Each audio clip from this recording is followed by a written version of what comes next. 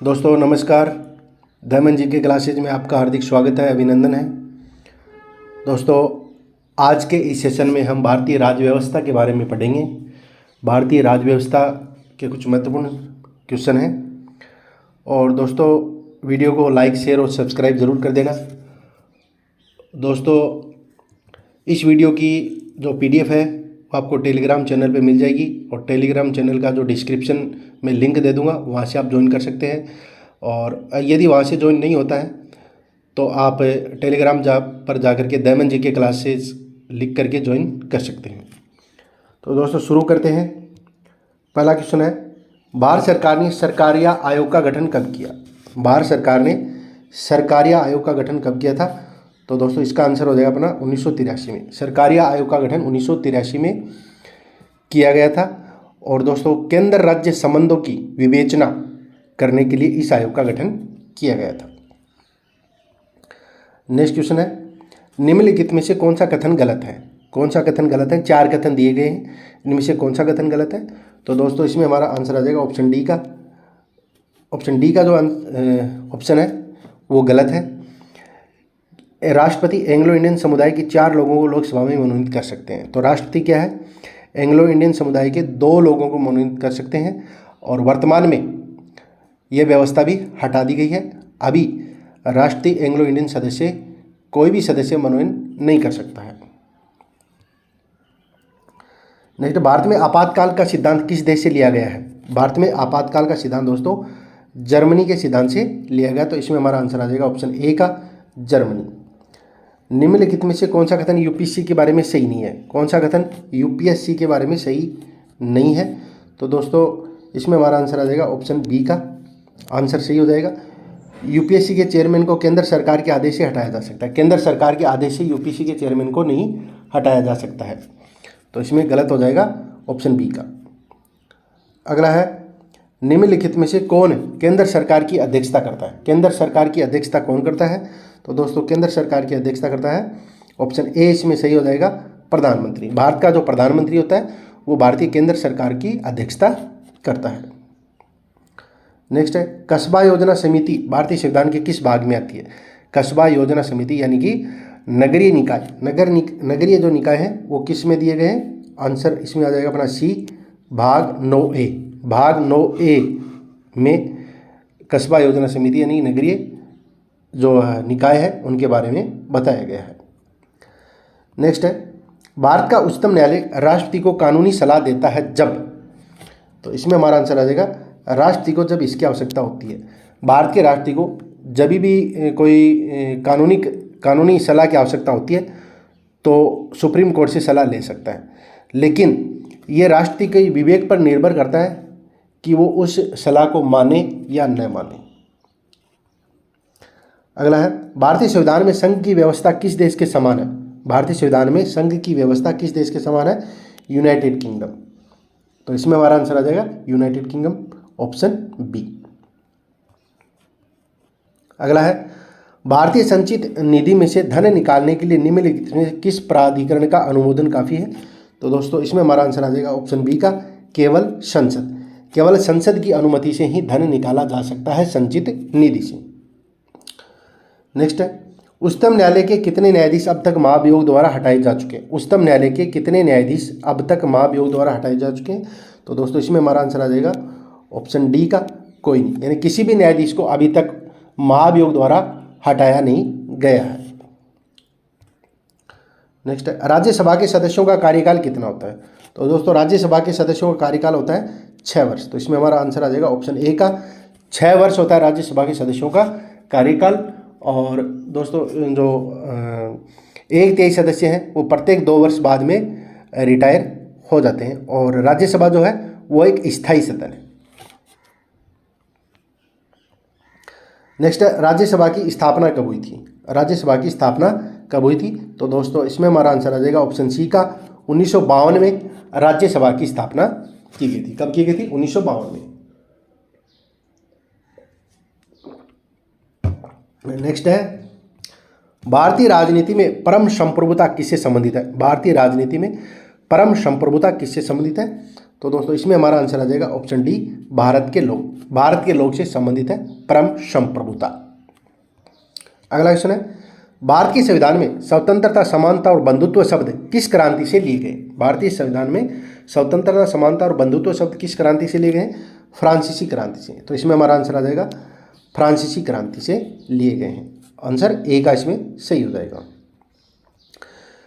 अगला क्वेश्चन है, यूपीएससी की संरचना को कौन निर्धारित करता है? यूपीएससी की संरचना को कौन निर्धारित करता है? तो दोस्तों इसमें हमारा आंसर आ जाएगा ऑप्शन बी, भारत का राष्ट्रपति।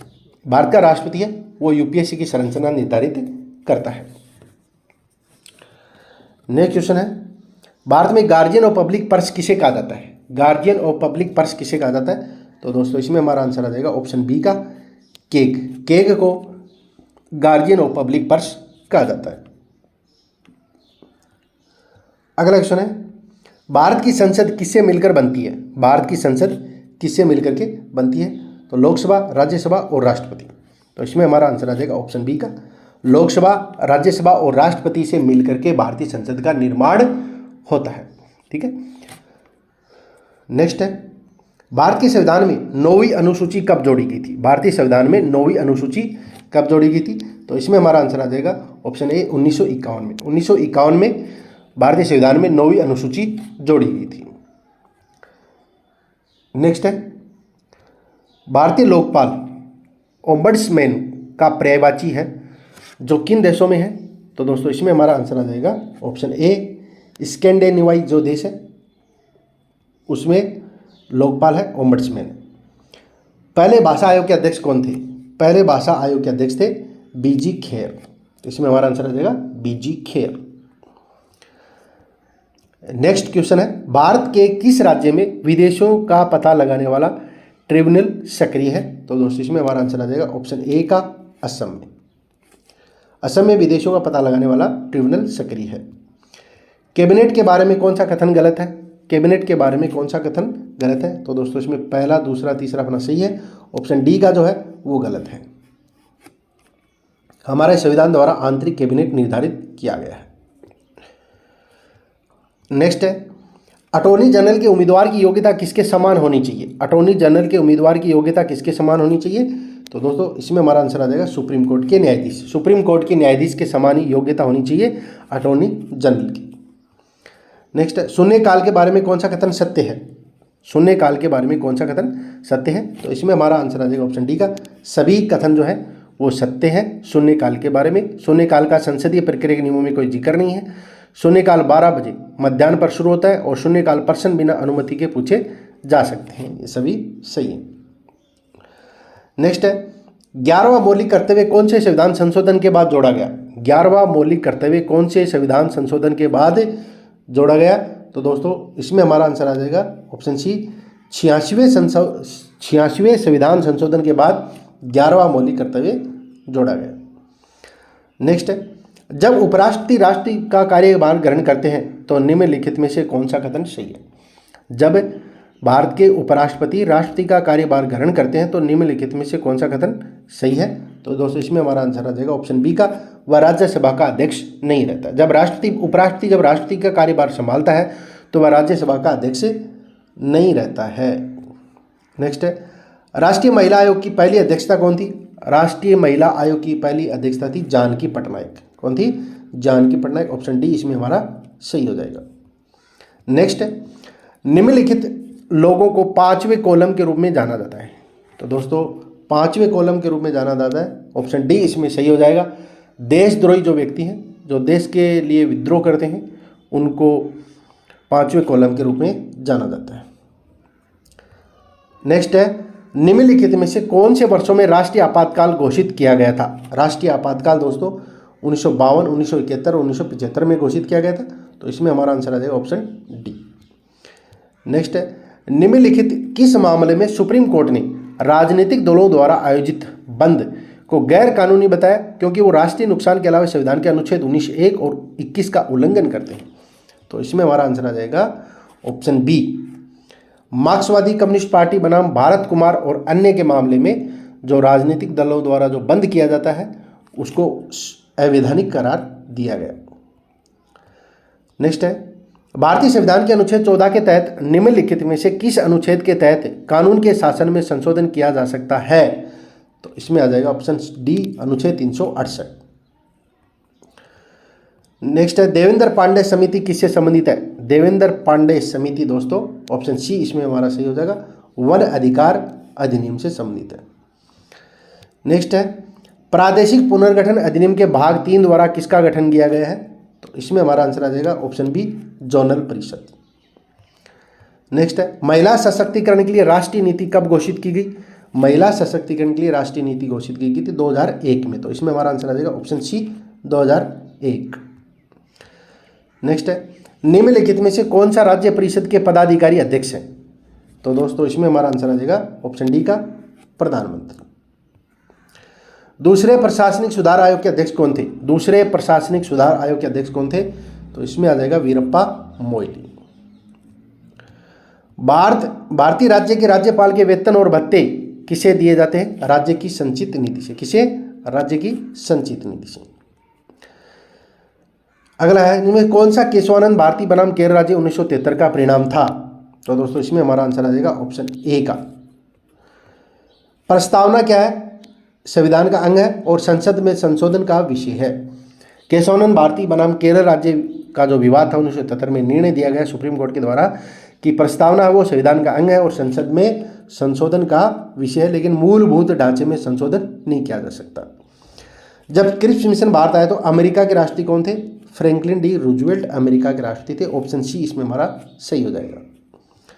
नेक्स्ट एक रिट जारी करने में सुप्रीम कोर्ट के आदेश उत्तरदाता उस कार्यालय के हकदार नहीं था जिसे वह पकड़ रहा था या एक विशेषाधिकार जिसका प्रयोग करता। उपयुक्त घोषणा को निम्नलिखित रिट के रूप में पहचाना जा सकता है। तो इसमें हमारा आ जाएगा अधिकार पर्चा, कि वो अपने अधिकार का उल्लंघन करके कार्य कर रहा है। नेक्स्ट निम्नलिखित पर ध्यान दीजिए। वयस्क मताधिकार के आधार पर प्रत्यक्ष चुनाव, एकल हस्तांतरणीय वोट के माध्यम से आनुपातिक प्रतिनिधित्व है, आनुपातिक प्रतिनिधित्व की सूची प्रणाली और अप्रत्यक्ष चुनाव की संचय प्रणाली। भारत के विभिन्न चुनाव में इसमें किसका प्रयोग किया जाता है? तो दोस्तों भारत में एक तो वयस्क मताधिकार के आधार पर और एक एकल हस्तांतरणीय वोट के माध्यम से आनुपातिक प्रतिनिधित्व, 2 चुनाव प्रणालियों का भारत में प्रयोग किया जाता है। नेक्स्ट है निम्नलिखित कथनों पर ध्यान दीजिए। भारत के चुनाव आयोग के सदस्यों की नियुक्ति संसद द्वारा होती है। चुनाव आयोग के सदस्यों के पास मुख्य चुनाव जैसी योग्यता होती है। मुख्य चुनाव आयोग तो राष्ट्रपति द्वारा हटाया जा सकता है। कौन सा कथन इसमें सही है? तो दोस्तों इसमें कोई भी कथन सही नहीं है। नेक्स्ट है किस वर्ष भारत में पारंपरिक वन निवासी अधिनियम लागू किया गया? 2006 में। ऑप्शन सी इसमें सही हो जाएगा। 2006 में पारंपरिक वन निवासी अधिनियम लागू किया गया था। अगला है सदन की बैठकों में मौजूद सदस्यों की न्यूनतम संख्या या उसके व्यापार के वैध लेन देन के लिए समिति को कोरम कहा जाता है। इस संदर्भ में निम्न से कथनों पर विचार कीजिए। तो दोस्तों इसमें क्या हो जाएगा? इनमें कोई भी नहीं है। 1/10 कोरम होना जरूरी है। कितना है? लोकसभा राज्यसभा दोनों के लिए या विधानसभा सभी लिए कोरम कितना होना जरूरी है? 1/10 होना जरूरी है। भारतीय राष्ट्रीय एकता परिषद का अध्यक्ष कौन होता है? भारतीय राष्ट्रीय एकता परिषद का अध्यक्ष होता है प्रधानमंत्री। ऑप्शन ए इसमें हमारा सही हो जाएगा। नेक्स्ट है भारत के दूरसंचार और नियामक प्राधिकरण की स्थापना कब हुई? 1997 में संसद द्वारा। सी इसमें हमारा सही हो जाएगा। नेक्स्ट है राष्ट्रीय वरिष्ठ नागरिक परिषद का अध्यक्ष कौन होता है? राष्ट्रीय वरिष्ठ नागरिक परिषद का अध्यक्ष कौन होता है? तो दोस्तों इसमें हमारा आ जाएगा सामाजिक न्याय और अधिकारिता मंत्री, जो है सामाजिक न्याय और अधिकारिता मंत्री है, वरिष्ठ नागरिक परिषद का अध्यक्ष होता है।